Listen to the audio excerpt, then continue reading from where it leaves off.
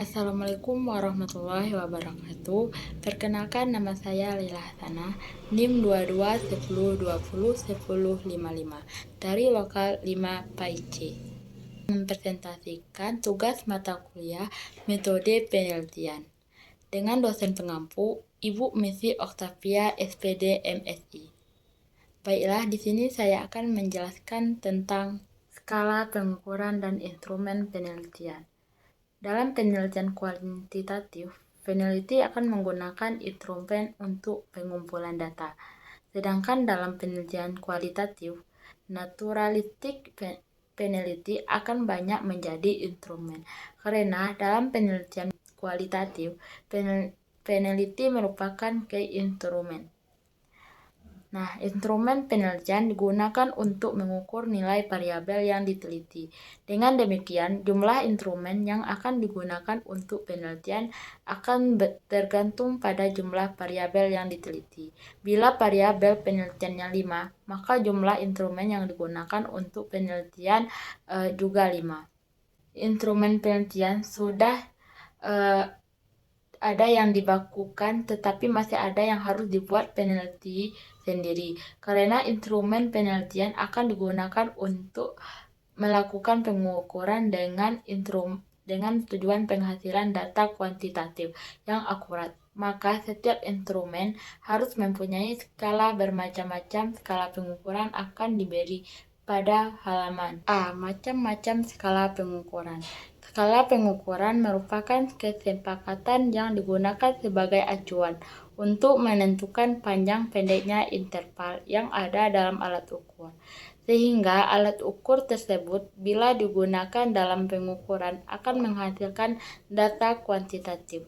Sebagai contoh, misalnya timbangan emas sebagai instrumen untuk mengukur berat emas dibuat dengan skala miligram dan akan menghasilkan data kuantitatif berat emas dalam satuan miligram. Bila digunakan untuk mengukur meteran sebagai instrumen untuk mengukur panjang dibuat dengan skala milimeter dan akan menghasilkan data kuantitatif panjang dengan satuan milimeter.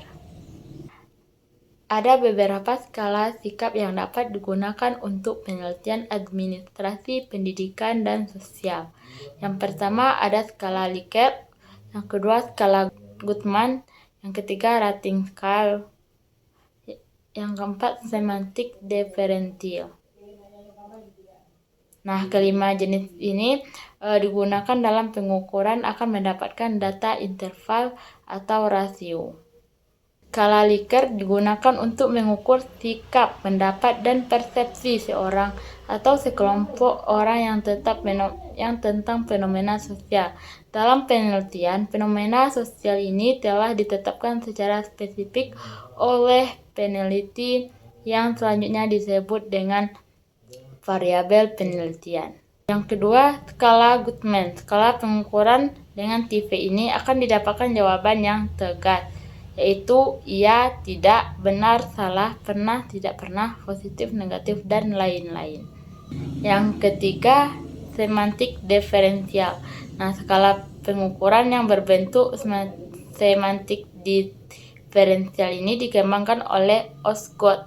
Skala ini juga digunakan untuk mengukur sikap hanya bentuk tidak pilihan ganda maupun checklist, tetapi tersusun dalam satu garis kontinum dan jawaban sangat positif terletak di bagian kanan garis dan jawaban yang sangat negatif terletak di bagian kiri garis. 4. Rating scale. Dari ketiga skala pengukuran seperti yang telah ditemukan, data yang diperoleh semua adalah data kualitatif yang kemudian dikuantitatifkan. Nah, tetapi dengan rating scale, data mentah yang diperoleh berupa angka, kemudian ditafsirkan dalam pengertian kualitatif. B. Cara instrumen penelitian. Pada prinsipnya, peneliti adalah melakukan pengukuran terhadap fenomena sosial maupun alam. Nah, meneliti dengan data yang sudah ada lebih cepat kalau dinamakan membuat laporan daripada melakukan penelitian. Namun demikian, dalam skala yang paling rendah, laporan juga dapat dinyatakan sebagai bentuk penelitian. Karena adanya prinsip peneliti adalah melakukan pengukuran, maka harus ada alat ukur yang baik. Alat ukur dalam penelitian biasanya dinamakan instrumen penelitian. Jadi instrumen penelitian ini adalah suatu alat yang digunakan mengukur fenomena alam maupun sosial yang diamati. Secara spesifik, semua fenomena ini disebut variabel penelitian. C. Cara menyusun instrumen. Instrumen penelitian dalam bidang sosial, umumnya dan khususnya bidang administrasi yang sudah baku sulit ditemukan. Untuk itu, maka peneliti harus mampu membuat instrumen yang akan dibuat untuk peneliti. Nah, titik tolak dari penyusun adalah variabel yang peneliti yang ditetapkan untuk diteliti. Dari variabel-variabel tersebut diberikan definisi operasionalnya, dan selanjutnya ditentukan indikator yang akan diukur. Dari indikator ini kemudian dijabarkan menjadi butir-butir pertanyaan atau pernyataan. Untuk memudahkan penyusunan instrumen, maka perlu digunakan matriks pengembangan instrumen atau kisi-kisi instrumen. D. Contoh judul penelitian dan instrumen yang dikembangkan. Judul penelitiannya seperti gaya dan situasi kepemimpinan serta pengaruhnya terhadap iklim kerja organisasi. Judul tersebut terdiri atas 2 variabel independen dan 1 dependen. Nah, masing-masing instrumennya adalah yang pertama instrumen untuk mengukur variabel gaya kepemimpinan. Yang kedua, instrumen untuk mengukur variabel situasi kepemimpinan. Yang ketiga, instrumen untuk mengukur variabel iklim kerja organisasi. Supaya penyusun instrumen ini lebih sistematis sehingga mudah dapat untuk dikontrol, dikoreksi, dan dikonsultasikan pada orang ahli, maka sebelumnya instrumen disusun menjadi item-item instrumen, maka perlu dibuat kisi-kisi instrumen seperti pada tabel berikut. Nah, selanjutnya ada pengujian validitas dan reliabilitas instrumen. Berikut ditemukan cara pengujian validitas dan reliabilitas instrumen yang akan digunakan untuk penelitian. Yang pertama itu pengujian validitas instrumen. Nah, pengujian validitas yang pertama itu ada pengujian validitas konstruksi. Untuk menguji validitas konstruksi dapat digunakan pendapat dari ahli. Dalam hal ini, setelah instrumen dikonstruksi tentang aspek-aspek yang akan diukur dengan landasan teori tertentu, maka selanjutnya dikonsultasikan dengan ahli.